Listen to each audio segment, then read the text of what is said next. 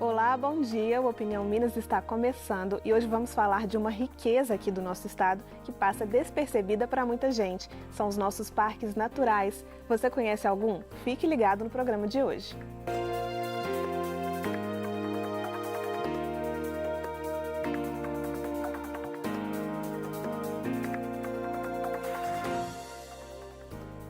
O Brasil é famoso por suas praias e paisagens de tirar o fôlego, mas os parques naturais às vezes ficam esquecidos. E olha que o nosso país é o que tem a maior biodiversidade do mundo. São muitos parques e um potencial turístico enorme. No ano passado, o número de visitantes nos parques nacionais cresceu 20%, foram 10 milhões e 700 mil pessoas.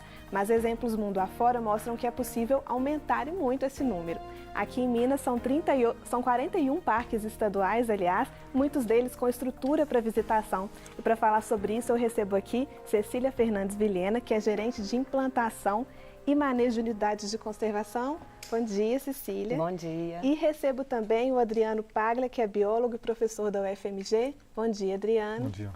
Então, gente, muitos parques naturais, muitas unidades de conservação aqui em Minas. Muita gente não conhece essa riqueza, né? O que são os parques estaduais, Cecília? São reservas? O que é essa estrutura? É um tipo de área protegida, né, criada por lei, por decreto, que é delimitada por meio de um estudo técnico, para conservação das características naturais, né? São áreas de grande relevância para o meio ambiente e, portanto, elas carecem de uma gestão diferenciada, né, uma administração específica para a conservação. E dentro dessas áreas é permitido apenas atividades de pesquisa científica, educação ambiental e o turismo na natureza. Pois é, Adriano, você é biólogo, né? Tem aí um doutorado em conservação, manejo da vida silvestre. Sim. Qual que é a importância desse tipo de área de unidade de conservação? O que isso muda? As unidades de conservação são a principal estratégia que a gente tem para conservação da biodiversidade. No mundo todo, o avanço das atividades humanas, as ações antrópicas, o desmatamento, a poluição, tem levado a uma diminuição sensível, significativa nos níveis de biodiversidade. Muitas espécies estão sendo extintas, espécies estão desaparecendo, populações estão diminuindo. E uma das maneiras de tentar se evitar esse colapso da biodiversidade é proteger aquilo que restou em espaços protegidos e em unidades de conservação. Então, as áreas protegidas, as unidades de conservação, e entre elas os parques, são uma das principais ferramentas que a gente tem para garantir a manutenção dessa riqueza, como você falou, no caso do Brasil, um dos países mais diversos do planeta, que consegue manter um pouco dessa diversidade protegida nos parques e reservas. Pois é, Cília, aqui em Minas também é um estado muito grande, né? A gente tem vários parques estaduais, várias regiões diferentes. O que a gente tem de riqueza aqui, em termos de bioma, de variedade? Nós temos parques muito diferentes, né? Muito distintos, paisagens muito distintas. Então, no norte do país, no norte do estado, né, você tem o bioma da Caatinga, uma vegetação uma mata seca, né, mais seca, veredas também são vistas por lá. Você tem a região da Mata Atlântica, que já é uma região completamente diferente, né, da região do Cerrado, os topos de serras, conhecidos como campos rupestres. Então, regiões de rios, regiões de cachoeiras, né, lagoas. Então, são paisagens realmente muito diversas para serem conhecidas e exploradas. Pois é, e no parque sempre é possível que as pessoas visitem, que as pessoas façam turismo ali? Como que funciona? Todos os parques, eles podem ser visitados, né? Hoje a gente tem alguns parques que a gente divulga mais para visitação, porque são áreas que já estão estruturadas para receber o visitante. Mas todos podem ser visitados e cada parque tem sua norma, sua regra do que pode ser feito ali dentro, né, e dos locais que são propícios para visitação. Uhum. Adriano, essas visitas, né, a visitação nos parques não corre risco de ameaçar os biomas? Como achar esse equilíbrio aí? Isso é realmente uma pergunta muito boa. Tem alguns estudos que apontam os benefícios e outros estudos que apontam os impactos da atividade turística em unidades de conservação. Você pensa um parque muito visitado, sem um controle, sem uma definição das áreas onde as pessoas podem ir, pode gerar riscos para as próprias pessoas, indo em lugares que elas não conseguem ter acesso, conseguem voltar, ficam perdidas, e pode ter risco também para a fauna e flora daquela região. Você pode ter, por exemplo, afugentamento de fauna, queimadas, lixo, poluição, que as pessoas acabam deixando quando vão. Isso tem a ver também com a falta de cultura do brasileiro, às vezes, de visitar áreas de proteção ambiental?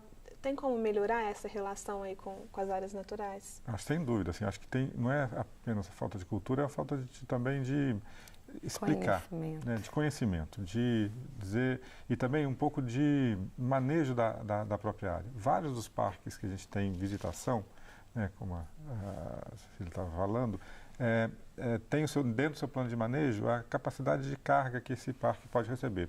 Quantas pessoas podem ir por ano naquele parque sem que isso cause grandes impactos. Agora, muitos desses parques, dessas áreas, a gente não sabe precisar. Então, a gente precisa também de estudos, de investimento em pesquisa científica para apontar qual que é a carga de suporte de visitantes que um parque desse pode receber. Pois é, vamos falar um pouquinho dessa questão das pesquisas científicas, da importância também.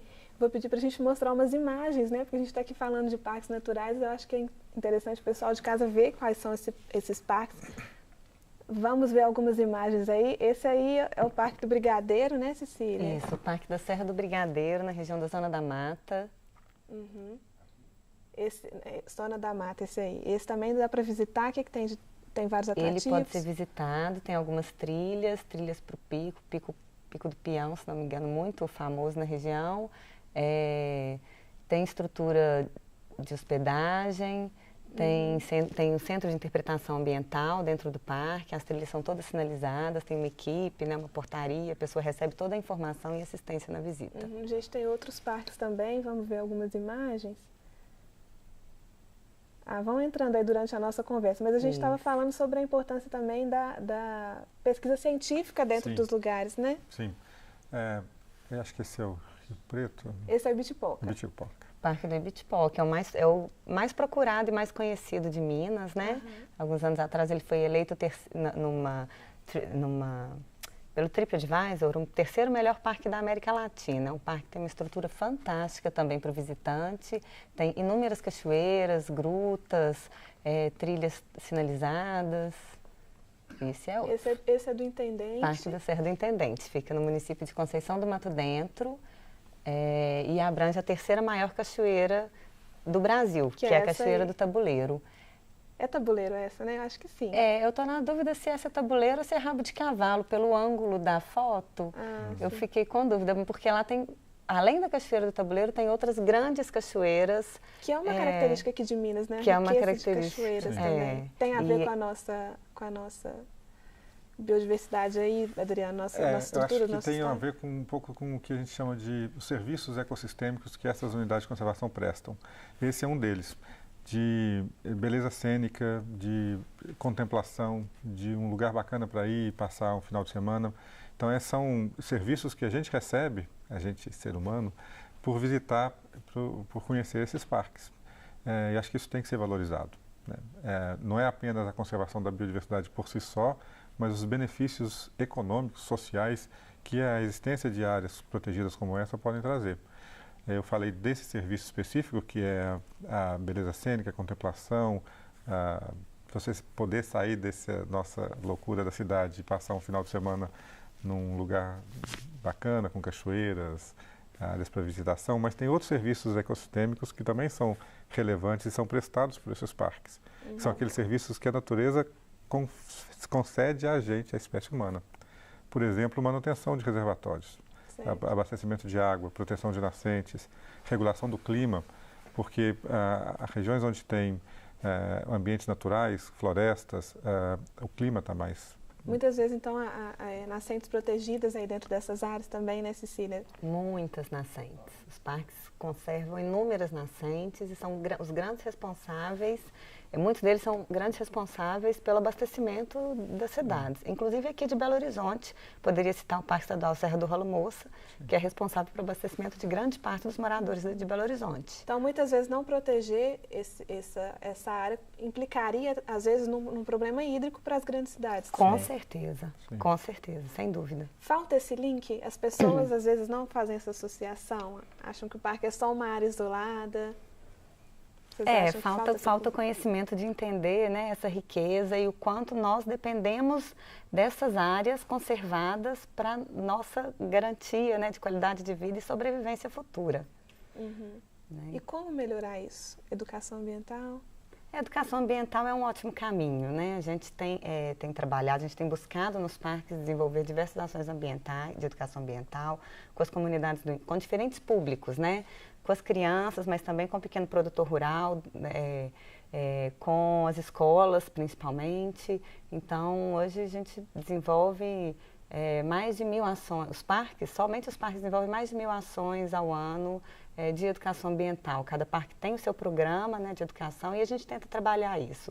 Mas a gente ainda precisa conseguir abranger, né, o público que não vai ao parque, que não está mais na escola e gerar mais, ser criativos, né, nessa estratégia de sensibilização e de informação de toda a sociedade. Porque quando começa mais cedo é mais fácil, né, Adriano, despertar essa consciência. Assim, é fácil trabalhar com crianças, é fácil torná-los interessados pelo meio ambiente, pelos bichos, pelas matas, mas a gente ainda faz isso de maneira muito incipiente.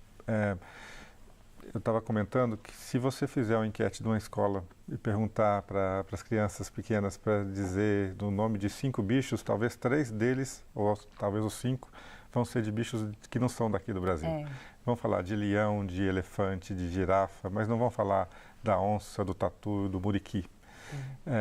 Então, assim, acho que a gente precisa não apenas de educação ambiental, mas de divulgação científica, divulgação das informações que a gente tem sobre a nossa biodiversidade, que está preservada nesses parques. E a gente precisamos fazer isso de maneira mais eficaz. Né? Certo, melhorar essa relação, né? Tá certo, a gente vai fazer um intervalo agora, na volta a gente fala mais sobre outros parques e sobre mais, continuamos a falar sobre esse assunto, a gente já volta.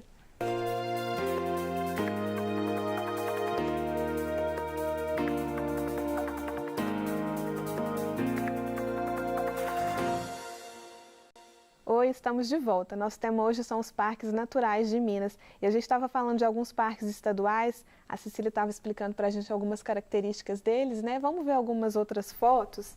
A gente tem aí o Parque do Itacolomi, esse aí, né, Cecília? O Parque do Itacolomi, ele fica no município de Ouro Preto, né? Bem próximo aqui a Belo Horizonte, então tem um acesso facilitado, fica bem próximo também do centro urbano de Ouro Preto.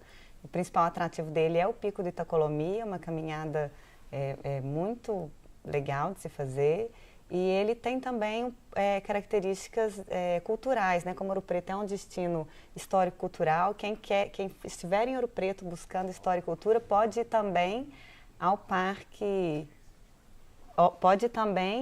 Estadual do Itacolomi, porque tem o Museu do Chá lá dentro, um centro de interpretação ambiental e a Casa Bandeirista, que é uma exposição interpretativa dos viajantes do século XIX. Então é uma área que une, né, essa Casa Bandeirista é uma estrutura tombada também, então é uma área que une esse patrimônio natural com a conservação também do patrimônio histórico-cultural. Bacana, a gente vai falar disso ainda, vamos só ver mais alguns parques. A gente tem o Papagaio também.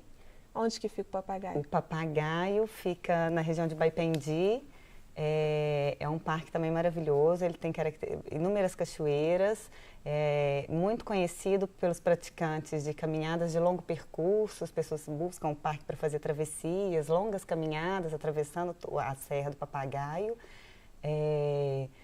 e é um parque maravilhoso também, inúmeras cachoeiras. Certo, o próximo que a gente vai mostrar é o Rio Doce, que, Adriano, é um parque interessante também, né?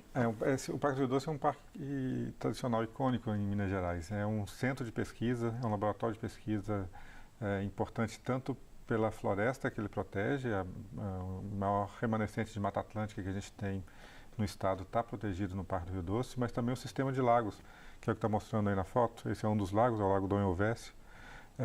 Tem mais de 40 lagos naturais dentro do parque, com a fauna bem característica, bem específica.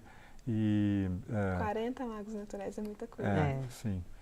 É um parque também com estrutura de visitação muito boa, muito interessante e muito bem equipado para pesquisa biológica, para pesquisa científica. Bacana. Cecília, o próximo é no Jequitinhonha, Parque do Rio Preto. É isso, né? Isso. É um parque que tem essa característica de formação de rios, né, de praias de rios e cachoeiras, né, que dá esse contraste maravilhoso de praias de areia muito branquinha com uma água cor de Coca-Cola, né, são inúmeras cachoeiras, inúmeras trilhas Qual também que podem ser feitas. Tá? Ele fica em São Gonçalo do Rio Preto, na região do Vale do Jequitinhonha. Pertinho de Diamantina? Acima de Diamantina, em torno de 50 quilômetros de Diamantina. Bacana. E o último que a gente vai ver a foto é o Parque do Sumidouro.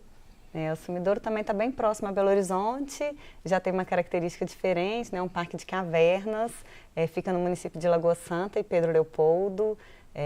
Ele compõe até uma rota com 2 outras áreas protegidas, que a gente chama de Rota das Grutas Peterlund. Então lá dentro tem a famosa Gruta da Lapinha. É um parque também muito procurado por quem gosta de praticar atividades de escalada. A gente tem atividade de escalada regulamentada. Tem uma área dentro do parque que é conhecida pelos escaladores como uma das principais áreas para a prática de escalada no estado. Então é um parque também que vale a pena conhecer. Bacana. Só alguns dos muitos parques aí de Minas, né? Isso. Você comentou, quando a gente falou do Itacolomi, dessa integração da comunidade com o parque, né? Dos atrativos também, por exemplo, em Ouro Preto a gente tem atrativos históricos. Isso.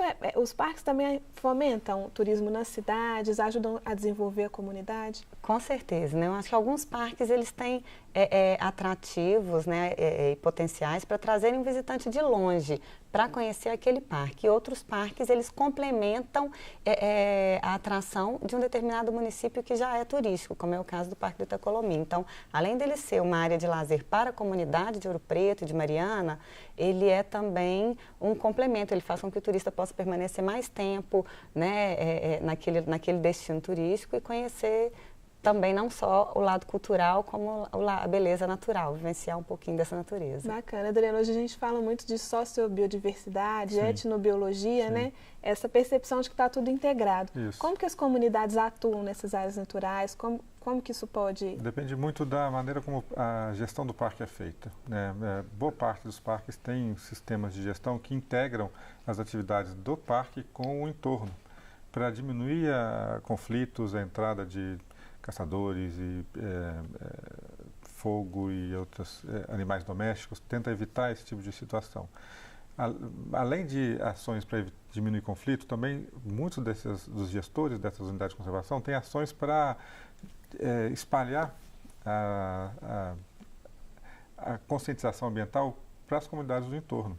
No caso do papagaio, por exemplo, é uma das regiões em Minas onde tem a maior concentração de reservas particulares de patrimônio natural, as RPPNs, que são aquelas áreas que o proprietário da fazenda decide proteger. Cria uma unidade de conservação específica dentro da sua propriedade. E uma das razões justamente é essa interação entre as unidades de conservação. O Parque do Papagaio, da Serra do Papagaio, estimula também no Brigadeiro, estimula esse aumento da conscientização ambiental. Por outro lado, a gente tem alguns desafios que estão associados à existência dos parques, porque, queira ou não, é um espaço delimitado no qual as pessoas entram de maneira restrita. Certo? Isso gera conflitos, isso pode gerar conflitos.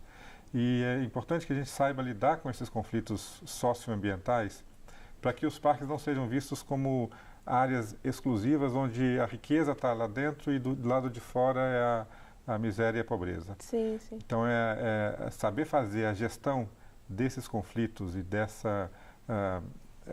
de como que é a interferência de um componente no outro, integrar isso de uma maneira mais inteligente, é um dos desafios da gestão da conservação da biodiversidade no país. Porque existe uma diferença também da interferência do homem, de uma forma geral, e da interferência daquela comunidade que às vezes é tradicional, tem saberes mais tradicionais. Isso também é levado em conta na hora de instituir um parque, Cecília?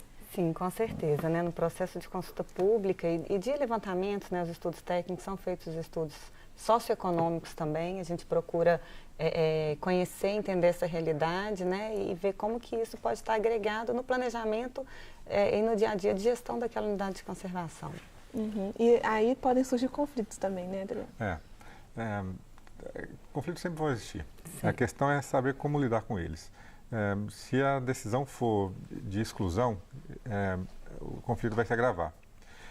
Eu conheço algumas experiências de gestão de conflitos dentro de áreas protegidas, em que a melhor estratégia que funciona melhor é que o parque se integre à vida sociocultural das comunidades do entorno.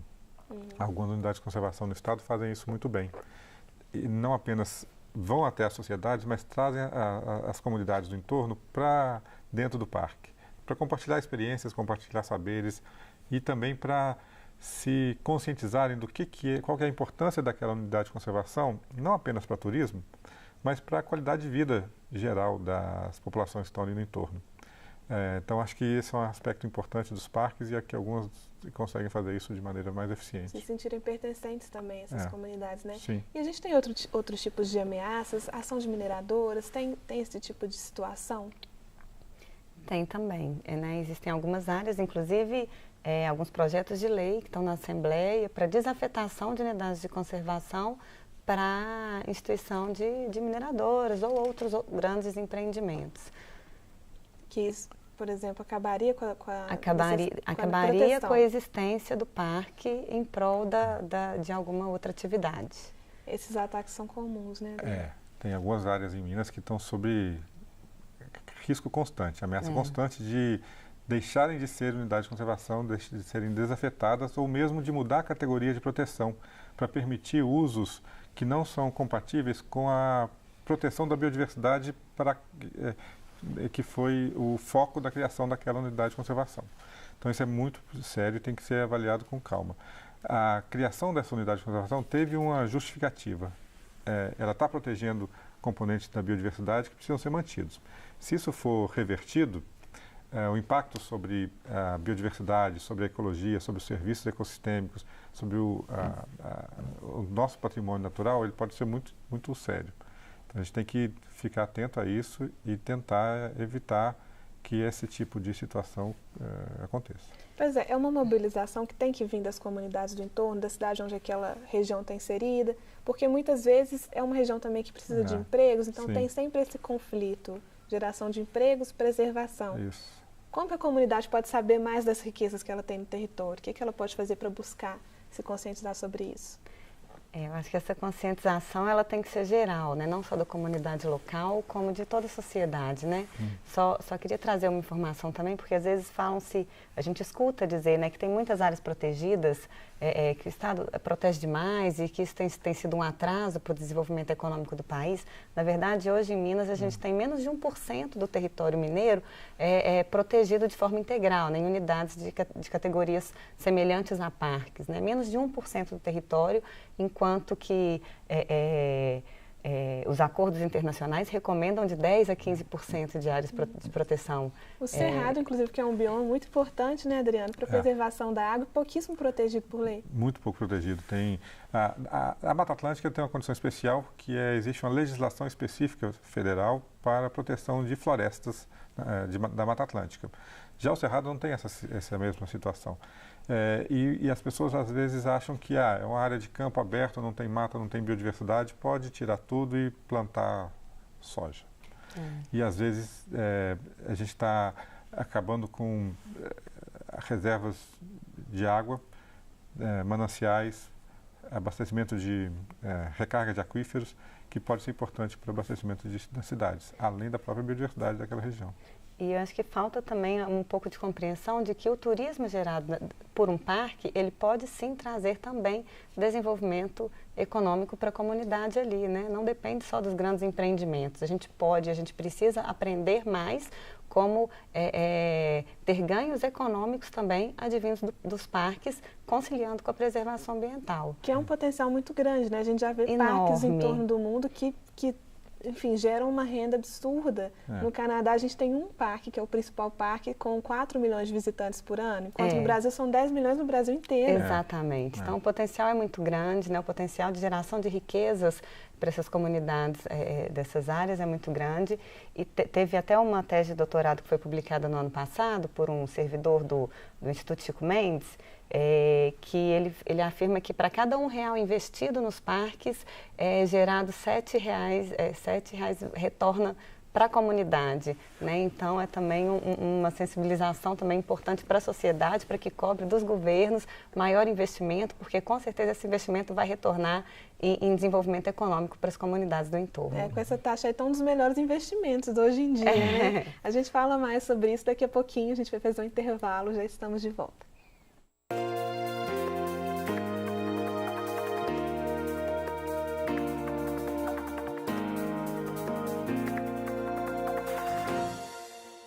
Estamos de volta hoje falando sobre os parques naturais de Minas. E a gente estava falando aqui de alternativas para manter esses parques mais bem estruturados, manter com estrutura de visitação. O que a gente tem hoje? Que modelos vocês acham que poderiam ser implementados para melhorar esse acesso aos parques naturais?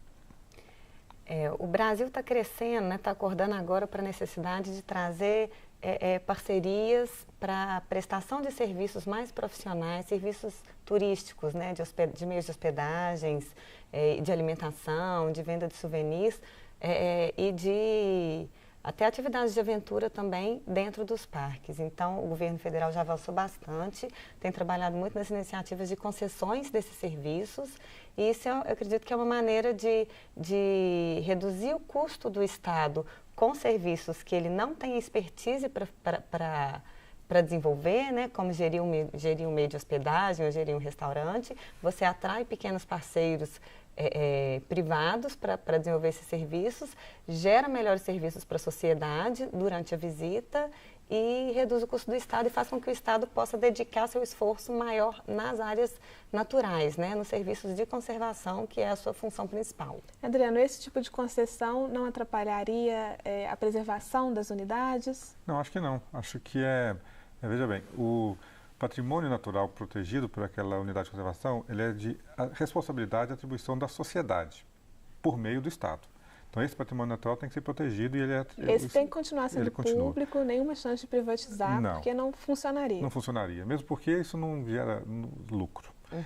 Agora, algumas atividades específicas dentro de cada uma das unidades de conservação, dos parques naturais, elas podem ser exploradas pela iniciativa privada. Eu acho que isso, dentro do plano de manejo da unidade de conservação do parque, por exemplo, se tiver a possibilidade de exploração de algumas atividades econômicas, desde que elas não afetem a integridade, a biodiversidade do parque, eu acho que seria uma boa estratégia, uma boa alternativa para melhorar a gestão da unidade, porque é difícil. O Estado de Minas tem mais de 40 unidades de conservação, 41. 42 parques, 94 unidades de conservação no total. Imagina fazer a gestão de todo esse sistema, todo esse espaço protegido. Apesar de representar apenas 1% do Estado, ainda assim precisa de atenção. Então tem que ter gente, tem que ter estrutura, tem que ter veículos, tem que ter uma sede. E nem todas as unidades de conservação têm essa estrutura. E aí não conseguem atender, não conseguem cumprir o fim para qual ela foi criada.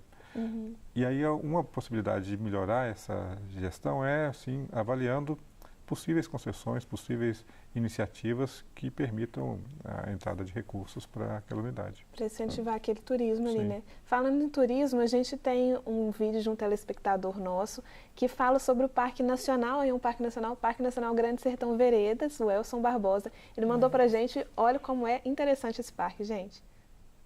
Oi pessoal, eu sou Elson Barbosa, moro em Chapada Gaúcha, Minas Gerais, sede do Parque Nacional Grande Sertão Veredas. Eu trabalho aí como condutor ambiental, guia do Parque Grande Sertão Veredas, e a cidade sede, Chapada Gaúcha, que está a 330 km de Brasília DF. E o nosso parque, ele foi criado em 1989 com 84 mil hectares. Em 2004 se expandiu para 231 mil hectares, né, pegando a grande parte da Bahia. Estamos aqui na corredeira do Rio Carinhanha, que é o divisor natural de Minas com Bahia. E temos outros atrativos dentro do parque, né? Temos uma área que dá para fazer trekking, caminhada, que é a caminhada do Morro Três Irmãos. Temos também outros atrativos, né? Córrego Onça, que encontra com o Rio Carinhanha. Temos o encontro do Rio Preto também com Carinhanha. Encontro do Santa Rita com Rio Preto. E temos a Cachoeira do Mato Grande, que está localizado no município de Formoso de Minas, né?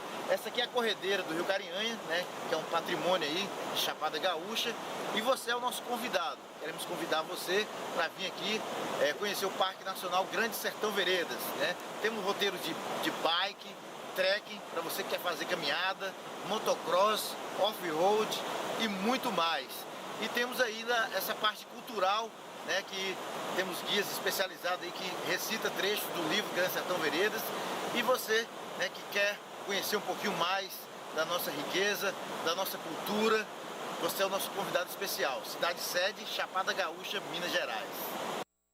Aí, muito obrigada, Elson. Fica o convite, então. Um parque nacional, a gente tem muitos parques nacionais em Minas também, né? Sim. Qual que é a diferença do nacional para o estadual? O estadual pode se tornar nacional? O que diferencia um do outro? Pode se tornar nacional. Existe inclusive um exemplo, né? O Parque Estadual, o Parque da Serra do Cipó, ele inicialmente era um parque estadual e houve na época, já tem muitos anos, né? Um interesse do governo federal em incorporar aquela área. Na verdade, as 3 esferas do governo podem criar parques, né? Tanto o município, quanto o estado, quanto o governo federal.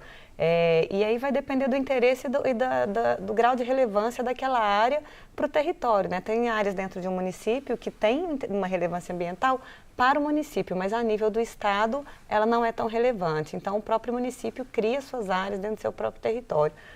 Unidades estaduais, muitas vezes elas abrangem mais de um município, né? São áreas um pouco maiores. E as unidades federais são áreas que costumam ser áreas ainda mais expressivas, né? Do ponto de vista de tamanho e de relevância ambiental e de relevância cênica também para o país. Bacana. Então, Adriano, tem todo um estudo para definir o que vai se tornar um parque, né? O que é levado em consideração? A primeira coisa é o diagnóstico ambiental, né? Quais são as atribuições, qual é a biodiversidade que está sendo protegida dentro daquele espaço territorial. Então a gente precisa saber, e aí é trabalho de biólogos, de ir a campo para avaliar quais são os elementos da fauna e da flora que estão naquela região que precisam ser conservados. Não só biólogos, mas é um trabalho multidisciplinar. Avaliações de beleza cênica, de qualidade das águas, de questões socioambiental também, de qual que é a interação daquela comunidade com a área que vai ser protegida. Então, tudo isso vai sendo elaborado num estudo para caracterizar a importância daquela área e delimitá-la. E aí, depois desse estudo feito, passa-se a atribuição para o poder público, nas diferentes esferas, no Estado ou no governo federal, para definir se aquela área vai ser ou não protegida.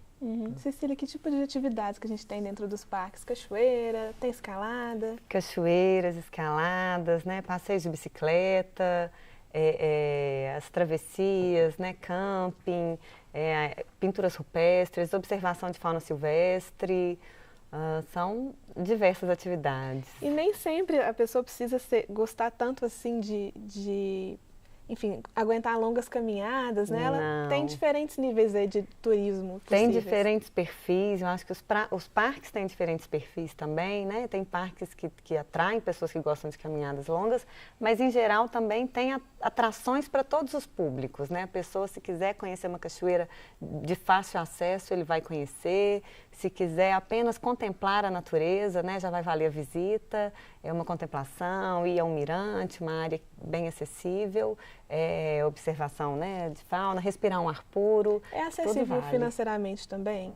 Os preços são bastante acessíveis. Em geral, as comunidades do entorno, né, os municípios, eles têm gratuidade. Estudantes e acima de 60 anos pagam meia entrada e os preços são bastante acessíveis, inclusive para as estruturas de hospedagem, que alguns dos parques oferecem.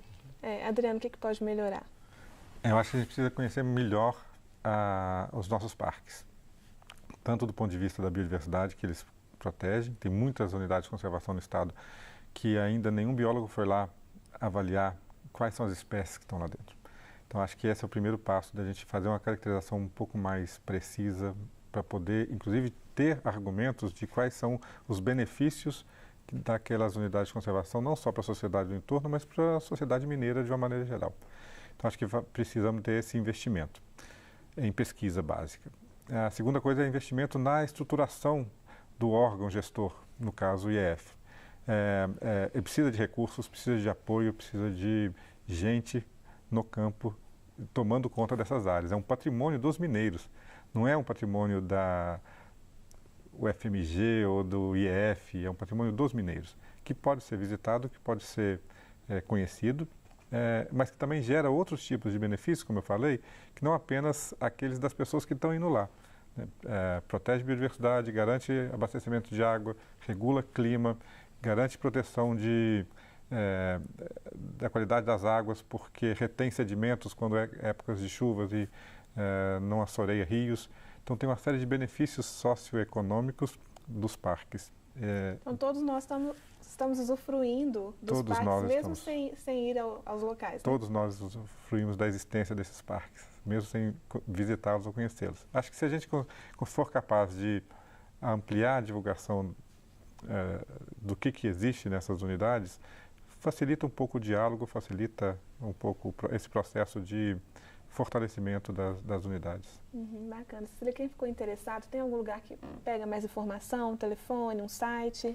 Sim, pode entrar no site do IEF e procurar as informações, tem um link de áreas protegidas, entra nesse link, tem contato de todos os parques para agendamento de visitas, para melhores informações de como chegar e qualquer outra dúvida, tem todos os telefones e e-mails disponíveis no site do IEF. Tá certo. Gente, muito obrigada, viu?